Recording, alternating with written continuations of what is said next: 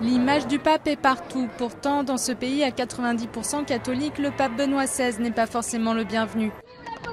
Sur ces images de 2010, Yolanda Martinez sortait de prison après 6 ans passés derrière les barreaux, accusée d'avoir avorté. En 2007, la ville de Mexico a totalement dépénalisé l'avortement dans les 12 premières semaines de grossesse.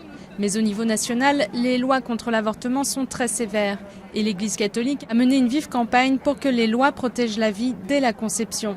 L'avortement est donc un crime passible de prison, sauf dans certaines circonstances, comme en cas de viol. Cette femme a pris des médicaments pour avorter alors qu'elle n'avait que 19 ans.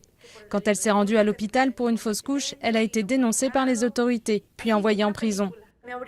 Ils m'ont écarté les jambes en me disant en colère « Voyons ce que vous avez fait ». Ils m'ont vraiment très maltraitée. Les lois contre l'avortement sont très fortement soutenues par les femmes de cet État du Guanajuato, l'un des plus répressifs en la matière. Je suis définitivement contre l'avortement. Nous ne voulons pas mettre fin à des vies innocentes. Mais pour les défenseurs de l'avortement, c'est la vie des femmes qui est en jeu, particulièrement pour les femmes précaires qui ne peuvent pas se permettre de pratiquer un avortement clandestin dans les cliniques privées. Elles vont dans des établissements clandestins qui ne respectent pas les mesures d'hygiène et de sécurité. Elles y risquent leur vie et leur liberté.